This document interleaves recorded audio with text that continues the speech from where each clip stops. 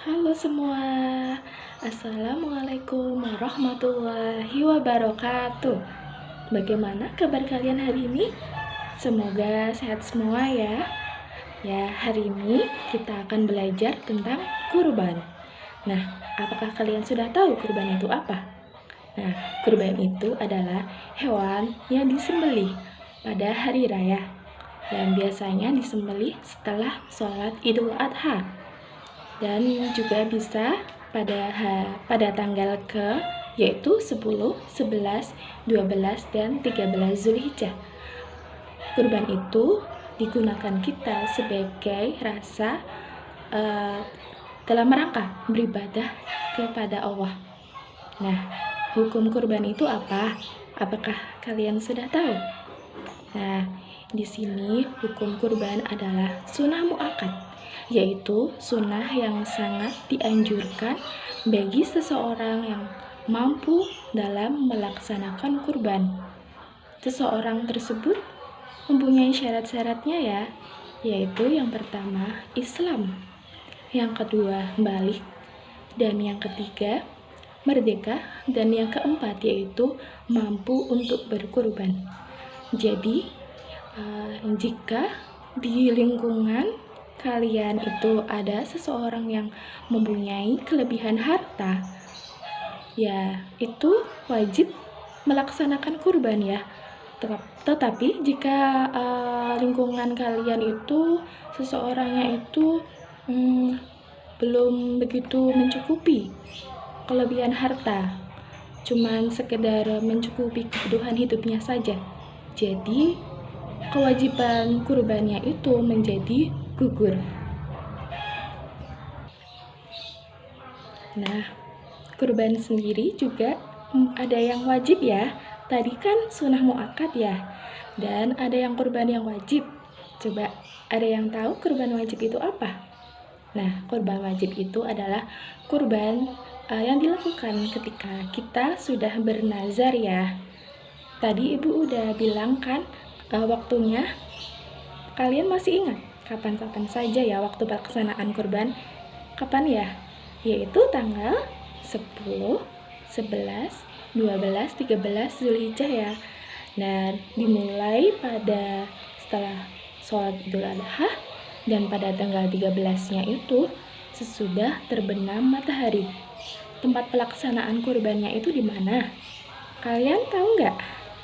Di sini tempat pelaksanaannya itu biasanya di dekat masjid ya, atau bisa dilakukan di rumah atau pada tempat-tempat yang sudah disediakan oleh masyarakatnya ya.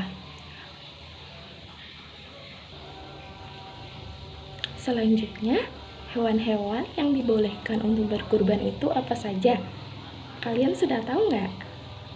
Yaitu hewan-hewannya seperti sapi, kerbau, unta, kambing.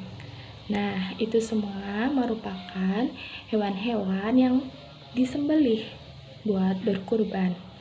Nah, untuk hewan-hewannya pun ada syarat-syaratnya ya. Yang pertama, tidak boleh cacat. Terus yang kedua, harus mencukupi umur. Terus yang ketiga, yaitu tidak terpotong hidungnya. Seperti yang cacat itu berarti kan tidak terpotong hidungnya, terus tidak buta, tidak pincang jalannya. Jadi jika ada hewan yang buta, yang telinganya hilang, atau yang kakinya pincang, nah itu nggak boleh buat kurban ya anak-anak. Yang buat kurban itu ya harus sehat, harus cukup umur, tidak boleh cacat ya. Terus buat kurban itu kalau ikan, bebek, ayam itu bisa nggak buat kurban? Nggak bisa ya. Buat kurban itu ya itu harus sapi, kerbau, kambing, unta. Nah, hewan-hewan tersebut juga ada batasan umurnya ya. Yang pertama, buat kambing itu harus berumur 1 tahun atau lebih, mau ke 2 tahun. Terus yang kedua yaitu kerbau, yaitu 2 tahun atau bisa lebih ke 3 tahun. Terus yang ketiga yaitu unta, yaitu umur 5 tahun, atau bisa mau ke 6 tahun ya. Nah, terus tata caranya buat pelaksanaan kurban, kalian sudah tahu nggak? Kan pasti kalau biasanya kalau pada kurban itu kan kalian pada lihat gitu ya, lihat penyembelihan hewan kurban ya. Nah, itu kalian juga perlu tahu tata caranya. Nggak boleh asal-asalan ya, nggak boleh. Karena kan nantinya kurban itu dagingnya kan kita makan. Jadi kan itu harus halal ya buat kita. Nah, yang pertama cara-caranya yaitu hewan dibaringkan menghadap ke arah kiblat. Setelah itu, orang yang menyembelih kaki yang satunya itu ditaruh di kepalanya kurban itu agar hewan tersebut tidak meronta-ronta ya. Jadinya yang seorang untuk mau menyembelih itu kan jadi lebih gampang, hewannya itu tidak meronta-ronta. Terus yaitu penyembelih membaca basmalah, Bismillahirrohmanirrohim. Terus juga bisa sunahnya membaca takbir juga bisa ya. Terus yang selanjutnya yang keempat yaitu membaca doa dan diniatkan untuk seseorang yang mau berkurban ya. Misalkan yang mau kurban siapa? Ibunya. Nah, ibunya itu namanya siapa? Nah, nanti kan diniatkan untuk si ibu tersebut. Nah, selanjutnya yaitu hikmah berkurban. Nah, tujuan kalian berkurban itu apa? Kalian tahu nggak? Ada yang tahu? Nah, tujuan dari kita berkurban yaitu yang pertama bisa mendidik jiwa kita ke arah takwa. Jadi kalau kita memiliki kelebihan harta, terus kita mengeluarkannya dengan bersedekah, dengan berkurban, itu bisa membuat kita lebih mendekatkan diri kepada Allah. Selanjutnya juga bisa menghilangkan sifat tamak dari diri kita, sifat serakah dari diri kita ya.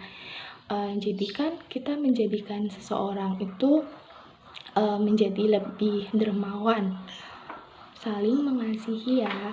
Selanjutnya dapat menghilangkan dosa-dosa kita, karena kurban termasuk perintah Allah. Jadi kan kita menjadikan diri kita lebih bersih dari dosa-dosa kita. Selanjutnya hikmah kurban yaitu menjalin silaturahmi kepada tetangga, teman. Jadi kegiatan kita, silaturahmi kita menjadi lebih mendekat ya. Nah, demikian pelajaran kita hari ini ya. Wassalamualaikum warahmatullahi wabarakatuh.